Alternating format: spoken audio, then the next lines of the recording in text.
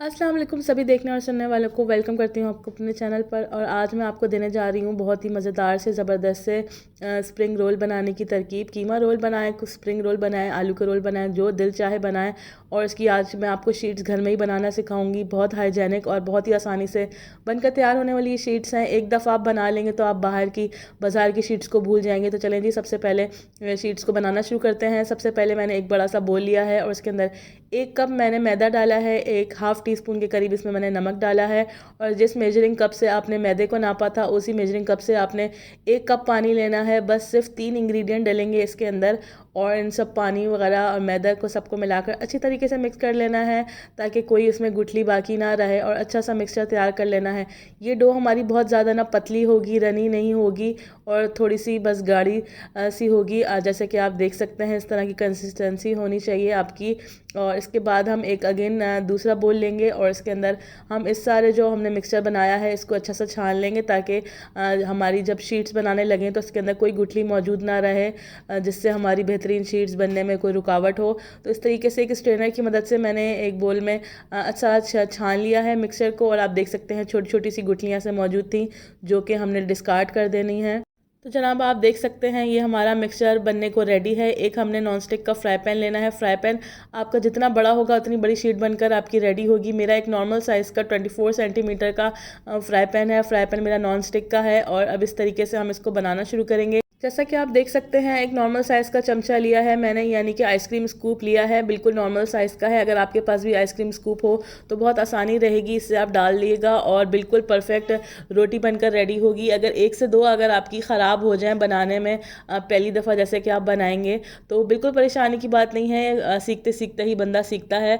तो ज़रूर ट्राई करिएगा इस रेसिपी को। और 1 से 2 अगर आपकी ख़राब हो जाए तो बिल्कुल भी आपने घबराना नहीं है। ये ठंडे तवे पर हमने मिक्सचर आपके सामने मैंने डाला है और चारों तरफ से फ्राई पैन को फैला लिया है। जब तक हमारा ये मिक्सचर रेडी हो रहा था साथ साथ हमने एक पानी भी गर्म कर लिया था। हम डायरेक्ट हीट पर नहीं रखकर रोटी को पकाएंगे बल्कि नीचे गर्म पानी होगा और ऊपर फ्राई पैन रखकर हम पकाएंगे। फ्राई पैन में आप पकाएंगे या जो आपके पास नॉन स्टिक तवा हो, थोड़े से साइड से इसके साइड ऊंचे हों तो उसमें भी आप बना सकते हैं।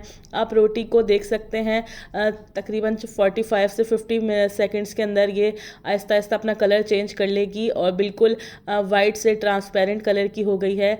जैसे ये होने लग जाएगी तो हम इसके साइड्स को हल्का हल्का बिल्कुल हल्के हाथों की मदद से साइड से इसकी हटाएंगे। और आप जैसे कि नॉन स्टिक फ्राई पैन है तो इसलिए इसमें चिपकेगा नहीं। बहुत ही आराम से हल्के हाथों से आपने ये सारा प्रोसेस करना है, बिल्कुल भी घबराना नहीं है और टेंशन नहीं लेनी।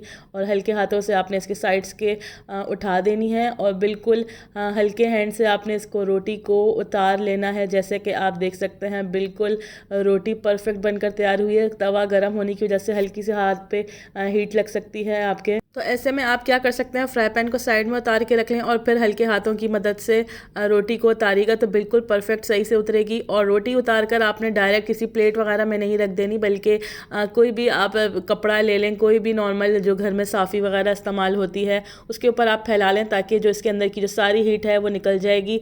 वरना अगर आप डायरेक्ट प्लेट में इसको रख देंगे तो इसके अंदर का क्या होगा कि पापड़ सी बन जाएगी, जो कि हमें बिल्कुल भी नहीं चाहिए। हमें चाहिए बिल्कुल सॉफ्ट सी रोटी की तरह जैसे कि बाज़ार से मिलती है, बल्कि बाज़ार से कहीं हज़ार दर्जे साफ़ सुथरी। और हम आज घर पर ही बनाना सिखा रहे हैं तो आपने ज़रूर इस रेसिपी को ट्राई कर लिएगा। इस रेसिपी से आप मेरे तो तकरीबन 6 से 7 बनकर रेडी हुए थे, तो आपके भी तकरीबन 1 कप मैदे से 6 से 7 शीट्स बनकर आराम से रेडी हो जाएंगी। ये देखें जी 2-3 मिनट गुजर गए थे इन शीट्स को ठंडा हुए हुए, पूरा इनका हीट निकल चुकी है। और अब मैं इसको एक प्लेट में ट्रांसफ़र कर रही हूँ। जो शीट्स आपकी बनती जाएँ इस प्रोसेस से गुजार कर आप इसको प्लेट में ट्रांसफ़र कर सकते हैं। और अब जी इसकी फिलिंग जो मैंने तैयार करके रखी हुई थी, मैंने कीमे वाले रोल बना रही हूँ। आप सब्जियों वाले बनाना चाहें, आलू के बनाना चाहें, कोई भी बनाना चाहें बना सकते हैं। इसके अंदर आप अपनी पसंद की कोई भी फिलिंग डाल सकते हैं।